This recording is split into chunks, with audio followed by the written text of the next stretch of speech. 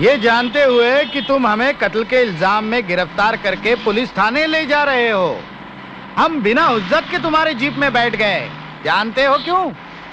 मशहूर कहावत सुन रखी होगी तुमने, मार के सामने भूत भी भाग जाते हैं, और फिर पुलिस की मार। तुम्हारे जैसों को मैंने कई बार अपनी पतलून गिली करते हुए देखा है देश पांडे। कौन से थाने ले जा रहे हो? बांद्रा? अरे दूत, जरा इस बेचारे को बता दे कि बांद्रा पुलिस स्टेशन का इंचार्ज लोटाराम सवेरे सवेरे किस मंदिर के दर्शन करके काम पे जाता है, बता दे। अरे सरकार के पैरों की जूती को तो वो अपने भगवान की मूर्त मानता है। और रोज सवेरे घर आके पहले जूते पॉलिश करता है, तब थाने जाता है। इन जूतों को पॉलिश करता है, इन जूतों को। पॉलिश महंगा है तो नाक रगड़ो सरकारी कुत्ते।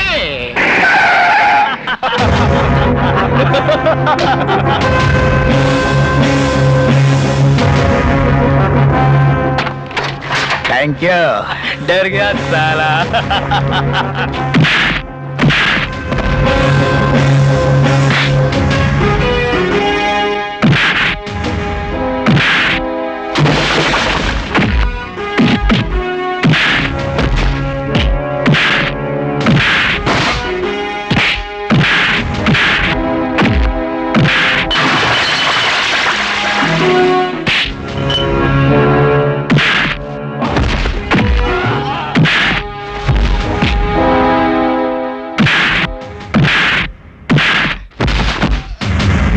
अब बोल, कहाँ पॉलिश करनी है? सर आपके जूतों पर सरकार।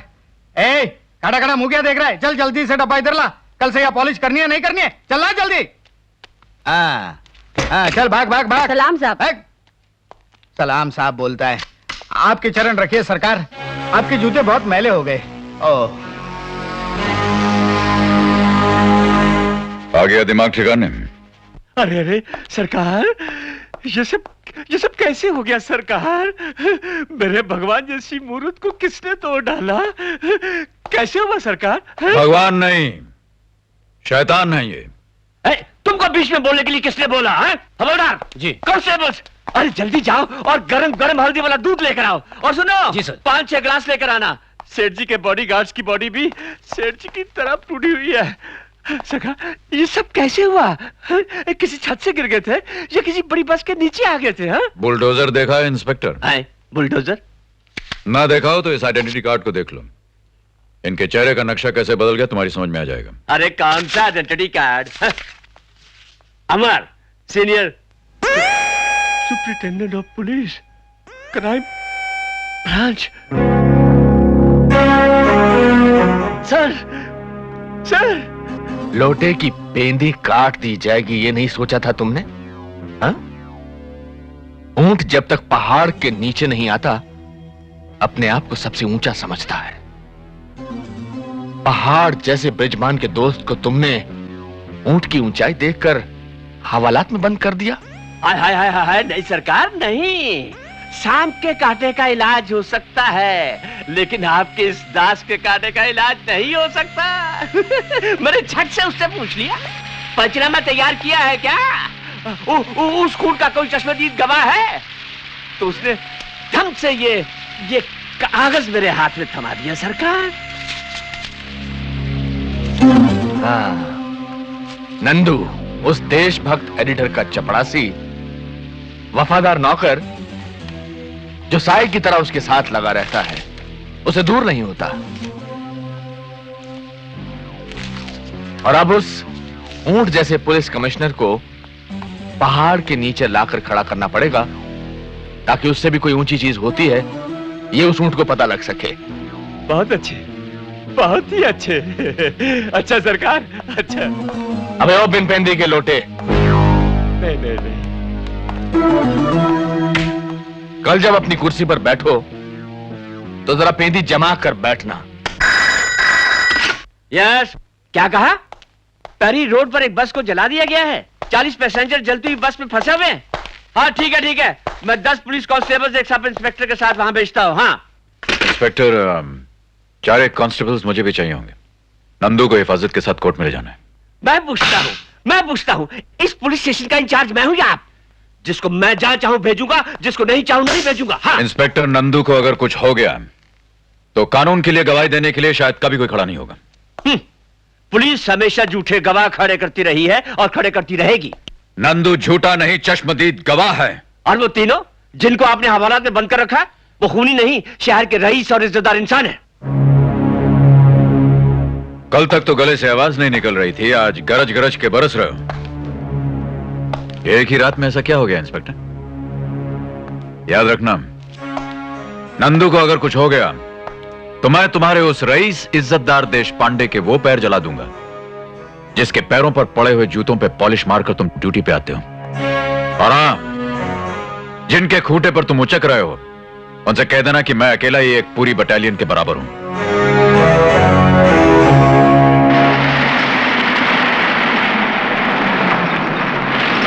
बस 2 मिनट नंदू, मैं उन तीनों को लेकर अभी आया। ओए कांस्टेबल, देखो जरा इधर ध्यान रखना। हाँ साहब। ये सरकार की अमानत तो है ही, मेरी भी अमानत है, समझे? जी साहब। ठीक है।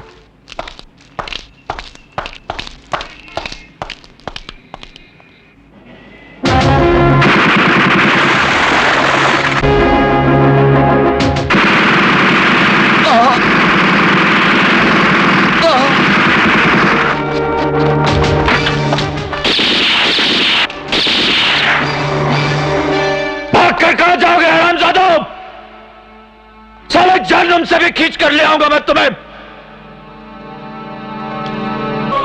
नंदू, नंदू, नंदू, नंदू, आंखें खोल। मम्मी, माँ, नंदू, नंदू, छोटू, तुम संभा। नहीं, नहीं, नहीं नंदू, नंदू जाना नहीं, जाना नहीं नंदू। मैं अपने खून की एक एक बूंद तेरे शरीर में भर दूंगा नंदू, तू जाना नहीं। मैं एक एक बूंद भर दूंगा तेरे शरीर में नंदू, नंदू, नंदू, नंदू, नंदू। अपना वादा याद रखना, तेरी गरीब माँ अपना सब कुछ तुझे दे रही है।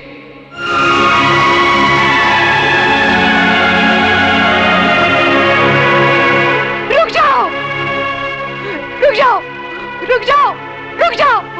कहाँ ले जा रहे हो इसे? पोस्टमार्टम के लिए ले जा रहे हैं माँ जी।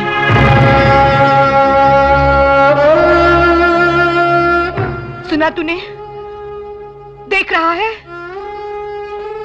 देख रहा है ये क्या है? मेरे नंदू की लाश है ये। तूने ही तो कहा था ना कि मेरे नंदू को कुछ हो ही नहीं सकता। हाँ, तो फिर ये क्या है? क्या है ये? देख ये क्या है? देख, मुझे मेरा नंदू वापस ला दे। दे दे मेरा नंदू मुझे वापस। माँ जी, मैं खबरदार जो मुझे माँ कहकर पुकारा। तू खूनी है, मेरे बेटे का कातिल है। कमीने, मुझे छूकर तूने कसम खाई थी कि अगर कुछ होगा तो तेरे बड़े बेटे को होगा, तेरे छोटे बेटे का बाल तक बांका नहीं होगा। कहाँ गई वो तेरी कसम? वर्दी और मिलने वाले, मैं पूछती हूँ कहाँ गई वो तेरी कसम? उतार दे ये वर्दी, फेंक दे ये बिल्ले। तू इन्हें पहनने के लायक नहीं है। इन्हें पहनकर तूने मेरे बेटे को मरवा दिया। इसके बजाय तेरी लाश क्यों नहीं गिर गई? एक गरीब माँ का सब कुछ लूटने वाले, मुझे मेरे बेटे की लाश तो दिलवा दो। अगर पोस्टमार्टम बहुत जरूरी है तो मेरा एक एक अंग कटवा लो, लेकिन मेरे सुंदर बेटे की लाश को ना बिगाड़ो, ना बिगाड़ो। अरे अरे अरे अरे, कैसी बिलक बिलक कर बेचारी रो रही है। हैं? उजाड़ दी ना बेचारी की कोख। हम तीनों कोर्ट में गए थे, जज साहब ने बाइज्जत बरी कर दिया हमको। बोले कि सीआईडी ब्रांच के सीनियर सुपरिटेंडेंट ऑफ पुलिस को फौरन हाजिर किया जाए।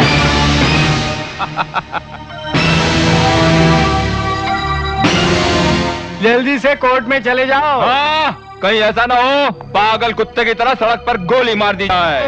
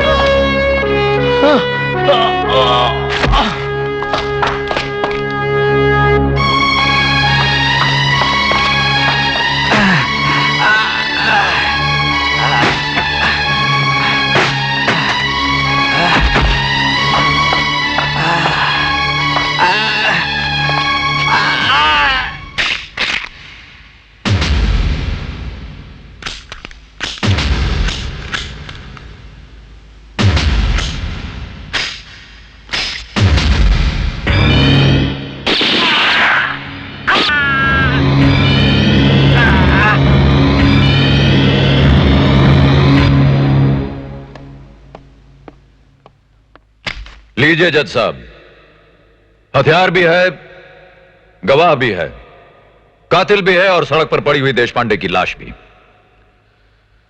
दो चार इसी तरह मार दिए गए तो फिर अपराध ना होगा, माओ की कोख न उजड़ेगी, वतन जेरबार ना होगा।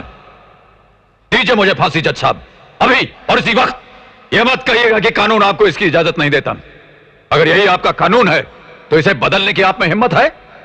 बोलिए, जवाब दीजिए। यह देश पर कुर्बान होने वाला एक सिपाही बोल रहा है जज साहब, कोई अपराधी नहीं।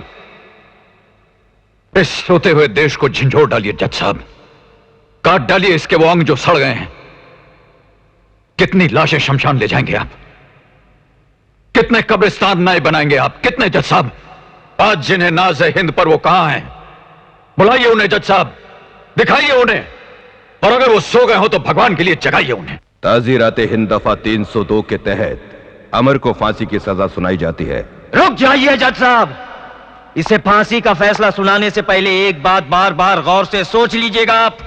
ये देश का सिपाही है, वो सिपाही जिसने बचपन से मेरी आंखों के सामने इस देश की धरती को अपने खून से सींचा है। अपनी जान पर खेलकर इसने ऐसे कारनामे किए जिसका कर्ज ये देश ताजिंदगी नहीं उतार सकता। ये अगर सोया है तो देश के लिए, जागा है तो देश के लिए।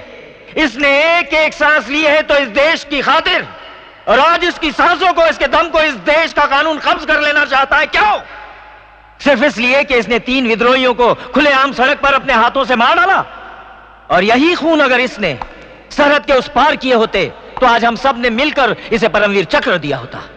जज साहब, जब फैसला आप अकेले पर छोड़ दिया गया है तब आप इसे फांसी के फंदे पर लटका देना चाहते हैं। अगर मौत ही देनी है तो ऐसी मौत दीजिए इसे जो इसकी शान के काबिल हो, इस देश की आन के काबिल हो, और जिसकी मिसाल आने वाली नस्लें सदियों सदियों तक देती रहे।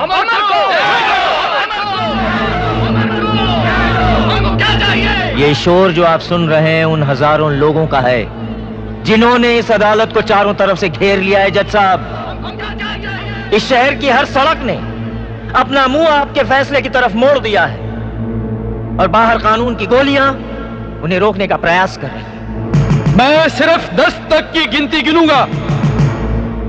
अगर उससे पहले आप लोग यहां से चले ना गए तो मुझे मजबूरन गोली चलाने का हुक्म देना पड़ेगा। हाँ हाँ, गिनिए 10 तक की गिनती मैजिस्ट्रेट साहब, और चलाइए गोलियां। है कोई जो इस सैलाब को रोक पाए, या फिर इस धर्म के मंदिर में खून की नदियां बहाएंगे?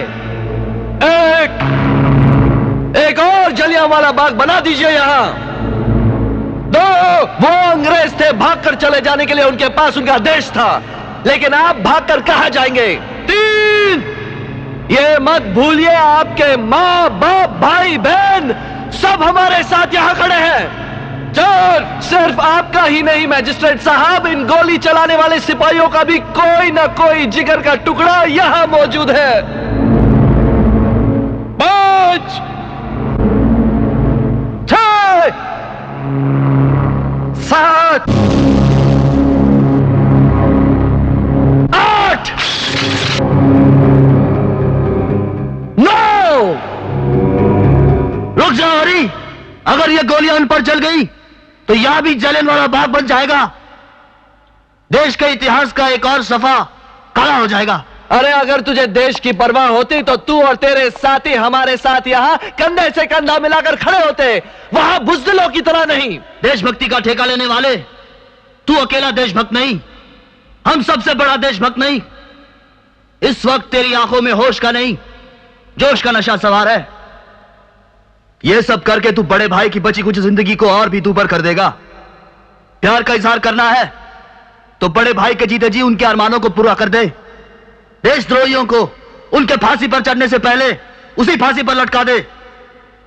हमें देश के दुश्मन समझने वाले, देश के लिए, बड़े भाई के लिए करीम का कंधा तुम्हारे कंधे के साथ जुड़ने के लिए तैयार है। आगे बढ़ हरी, आगे बढ़।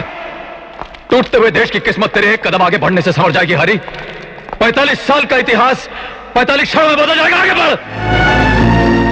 यह ऐसा बम होगा जो किसी भी देश के पास नहीं, जिसकी शक्ति हर परमाणु बम से अधिक होगी। दुश्मन को भागने की जगह नहीं मिलेगी हरी, आंखें पथरा जाएंगी उसकी। तो एक बार दोस्ती का हाथ आगे बढ़ाकर तो देख, देख तो हरी। आगे बढ़, बढ़ आगे,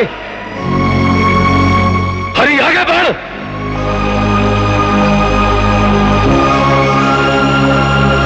उठो जवानाने वतन, बांधे हुए सर से कफन, उठो गगन की ओर से, गंगो जमुन की ओर से, पंजाब के दिल से उठो, सतलुज के साहिल से उठो। आवाज तो हम एक है, हम एक हैं, हम एक